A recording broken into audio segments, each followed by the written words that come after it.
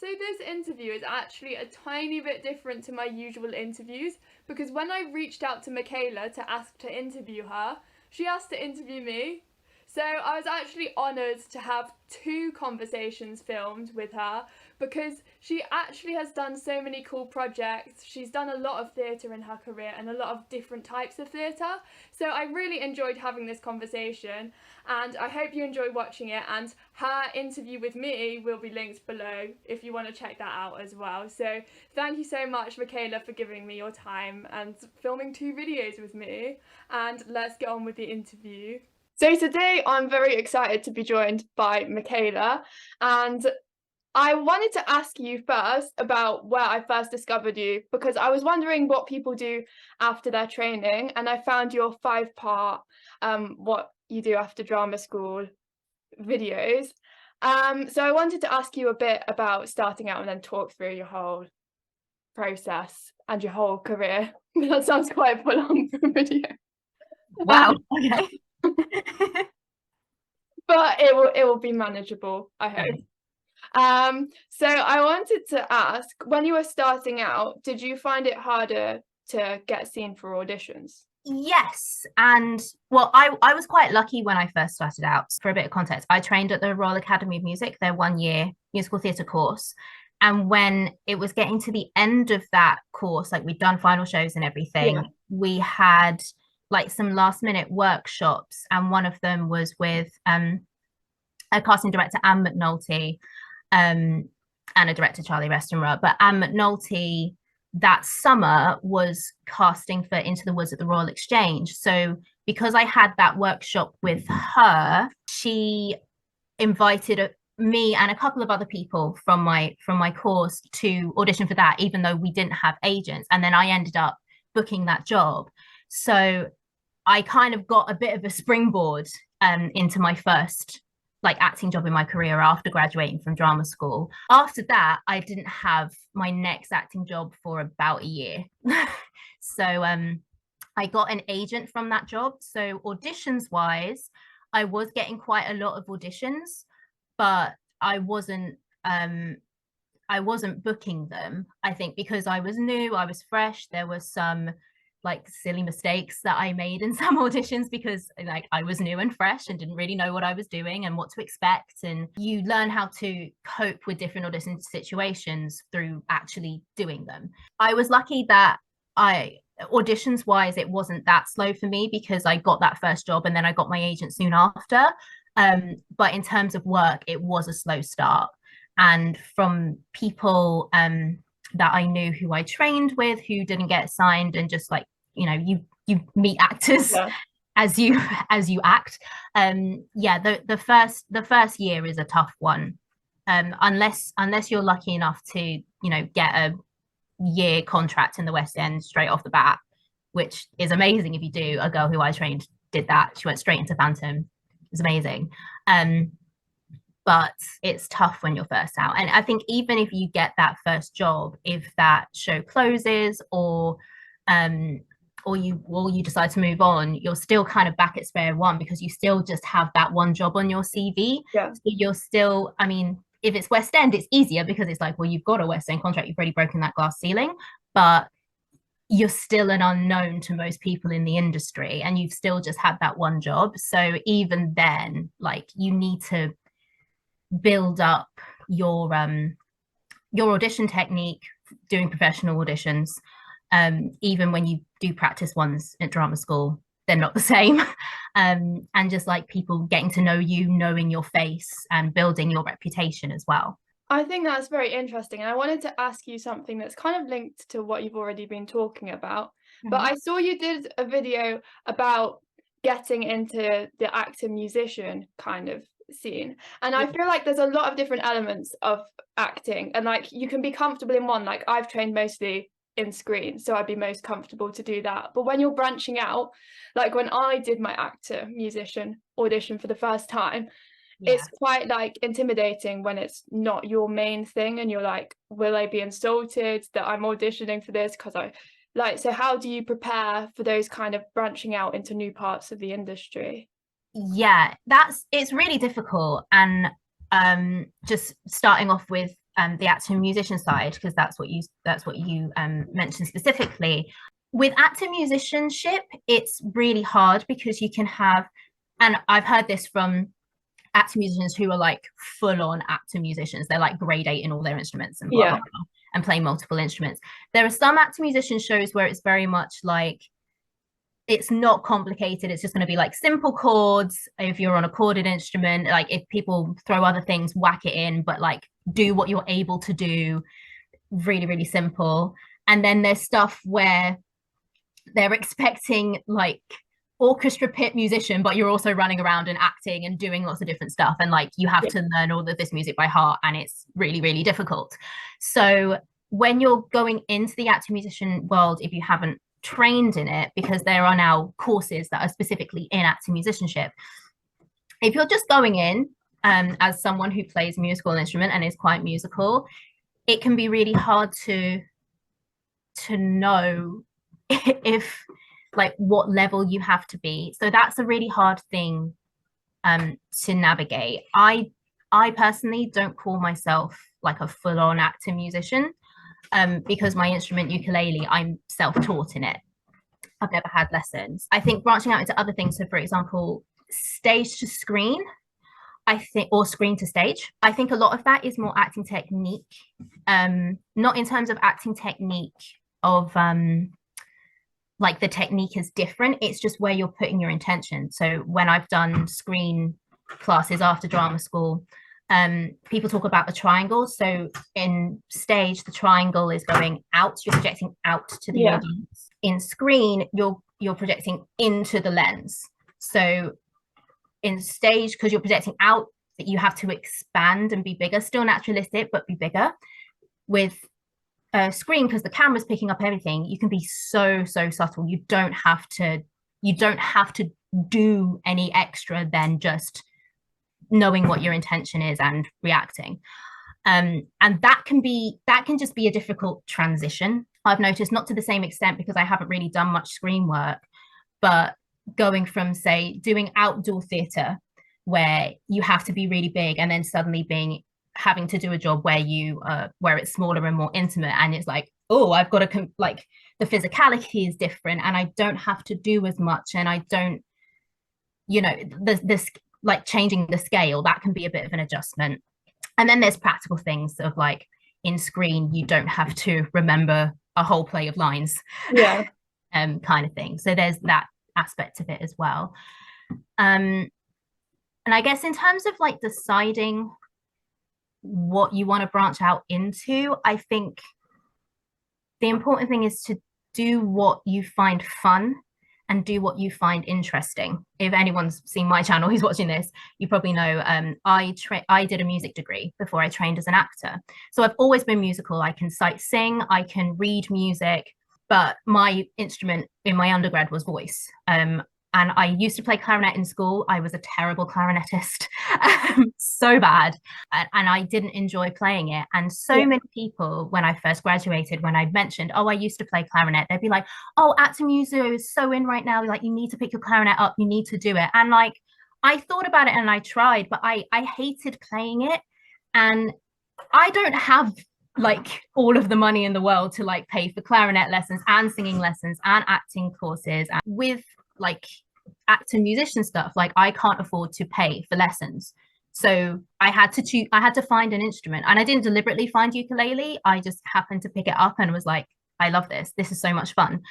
But I was playing it all the time, so I got good enough at it to like potentially play it in some things, and it wasn't a chore and it didn't feel like something I had to do. I was doing it for me, and it just happens to be something that like if someone needs ukulele in a show and like I can play to the standard they need, then like maybe we can throw it in. Whereas if I tried to make myself play clarinet, I would have just resented it and hated it if I ever got to a point where I could have played clarinet in a show. I know actor musicians who kind of don't like their instruments, but they were already grade 8 when they left school, so it's like, it's stupid of me not to, but they resent playing it in shows.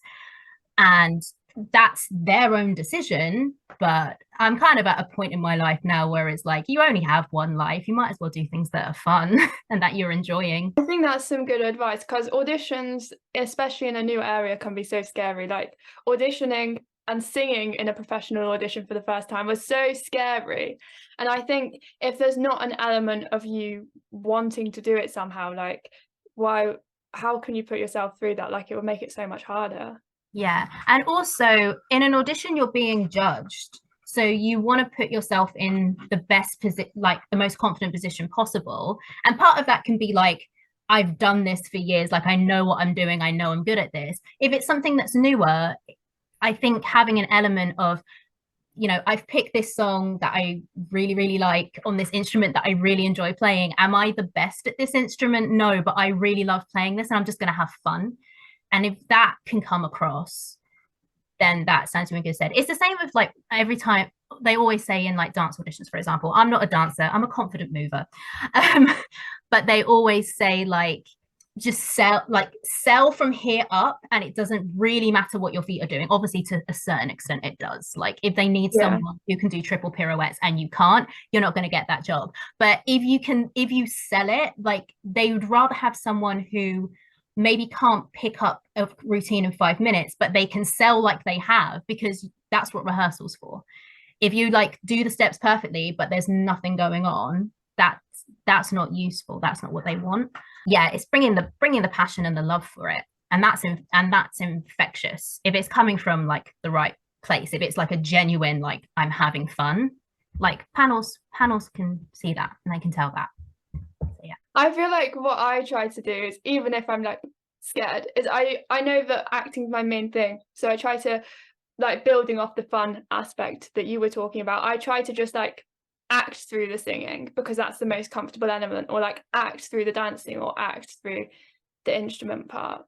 yeah, and that is more important than anything as well, because at the end of the day, no matter what the medium is, it's all facilitating storytelling. It's one of the things that like I notice when I'm not engaging in a musical, for example, when I can see that the performer is just singing the song but not acting. It's one of the reasons that personally, one of my pet peeves, I've mentioned it on my channel before, is like riffs for no reason.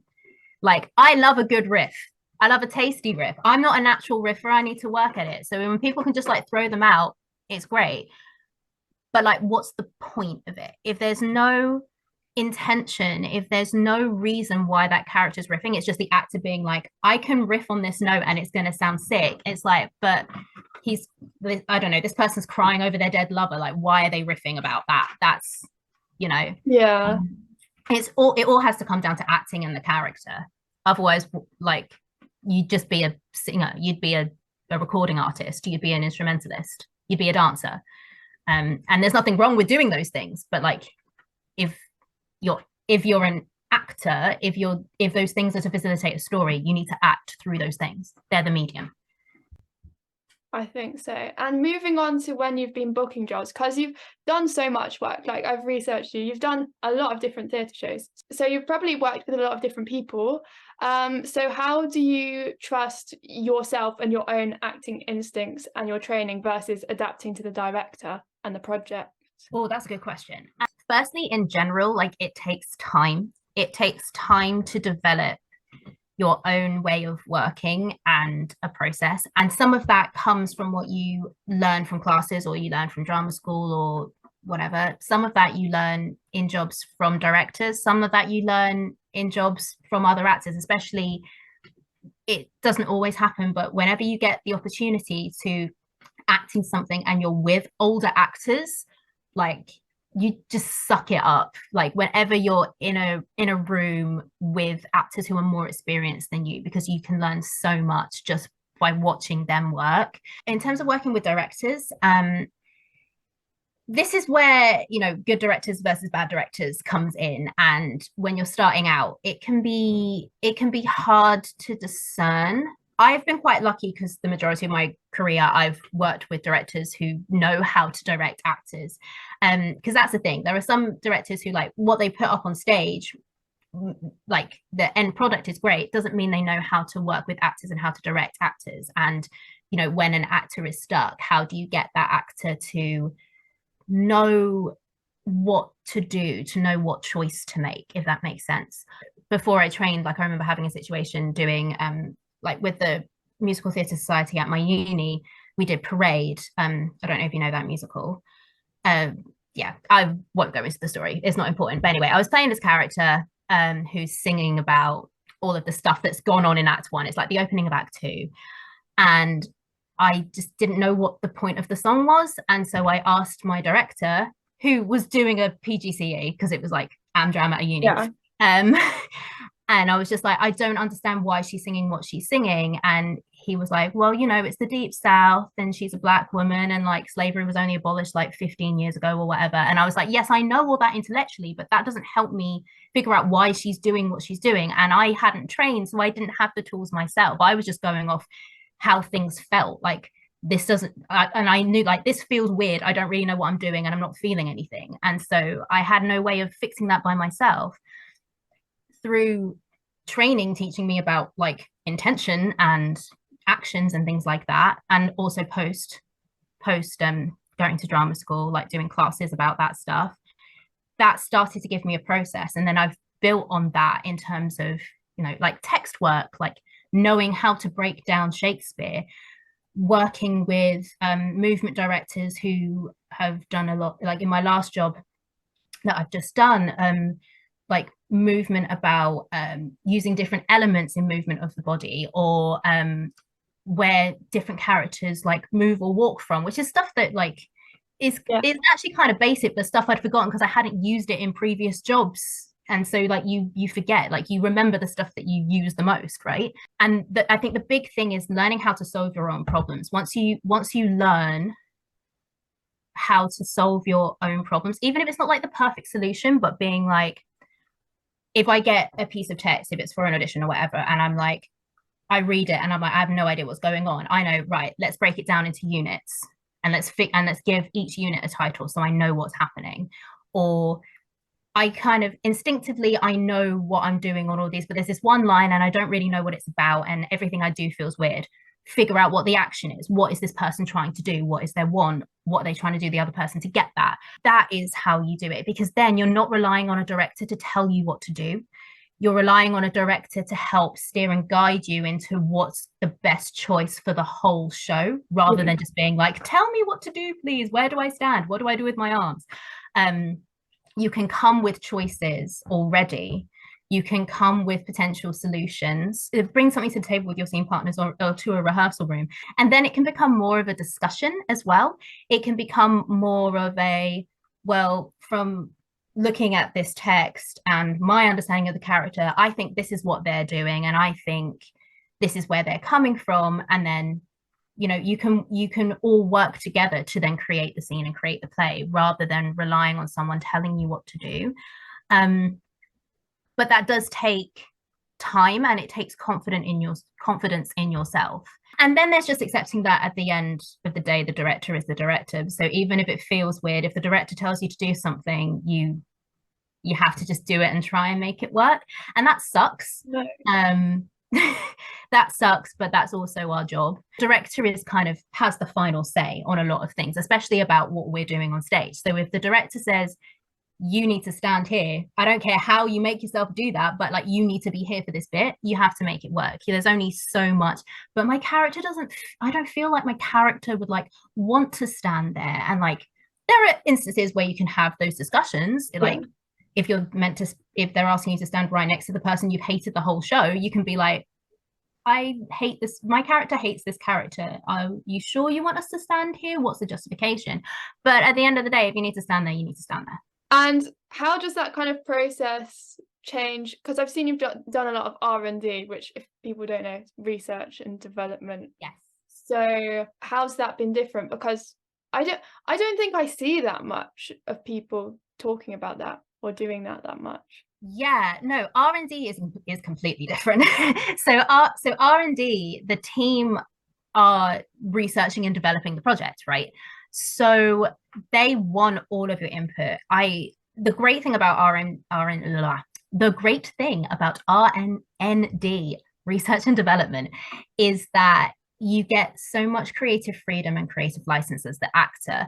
Now, obviously, there is a director. Usually, I should say, there's a director involved. If the project is at the point where they've got a director on board, there'll be a director in the room as well. So the director will also be trying out their ideas of where they think directorially the show should go. So you are being directed, but you know, there's more of an opportunity to say, this feels weird, like the way that this line is written, it doesn't feel natural to say to me. This character, like, I remember doing an R&D for a outdoor production of the one with the rabbit, Alice in Wonderland. We had a lot of discussions about the character development of different characters and being like, this, because they've modernized the story, and being like, the way this character's written, they come across kind of like this, and as someone consuming this version of the story for the first time, I feel like this is missing. Like, I want to know more about this. I want to see this kind of aspect to her character. And all of these things the team can take and leave. Like, that's the great thing about art, is that it's subjective. So like, they could take that and be like, I see that you want the character to have more of this aspect, but actually that's not what we're going for. So politely, thank you, but no. But you can have those discussions. Whereas with stuff that's more set in stone, well, it's kind of different phases. So like R&D is kind of, depending on the stage of R&D, kind of everything's up for grabs. You know, throwing in ideas, giving opinions, etc. When it comes to new writing, there's still an element of that, especially if the writer is involved in the production of like the premiere production. So there can be things like rewrites, they can be looking at lines and things like that. They can be looking at what is the version of this play? What is this text? What is it on stage? And this is the first time it's doing it. So this is kind of the definitive version, although obviously revivals can change. And then you get to things that are more kind of canon. So like old plays by like standard playwrights and stuff, or musicals where it is like, but especially with musicals on the West End, like having heard from people I know who've been in them, it's like, there's a grid system, and it's like, you stand here, you look here on this beat, and then on this line you move to here, you stand here, you look there. There is no room for reinterpretation at that level. Like, the words are the words, the moves are the moves, that's what you're doing.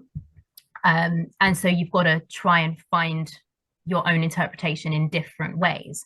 And that's where knowing about intentions and actions and stuff, that's where that comes into play, because that's where you can discover what that version is for you.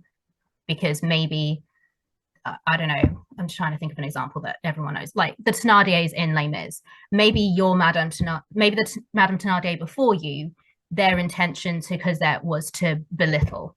But like, you're like, actually, my Madame Thénardier is to shame. They're in the same ballpark, but they're different things. And that's how you make a character your own. Well, one of the ways you can make a character your own. And then on the completely other end of the spectrum, when you're doing things like Shakespeare that have been around for hundreds and hundreds of years, and it's constantly being reimagined and redeveloped, then that's also really creative and playful, because it's like, they're not trying to revive it, unless you're at the Globe. They're not trying to revive it like it has always been. They're finding a new angle. So, yeah.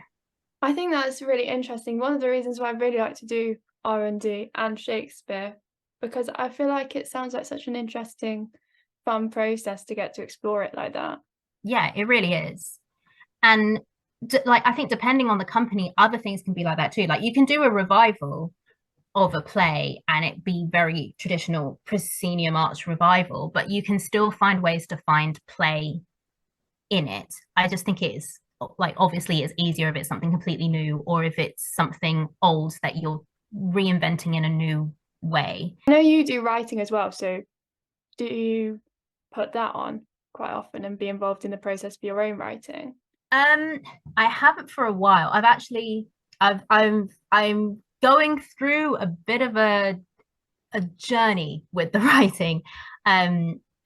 So I don't have any projects that are happening at the moment. I've been redoing a course called The Artist Way. It's like a book. It's basically about artistic recovery. It's really useful. It's the second time that I've been doing it, and I actually am going to be doing a review of it on my channel at some point soon. I finish it. Yeah.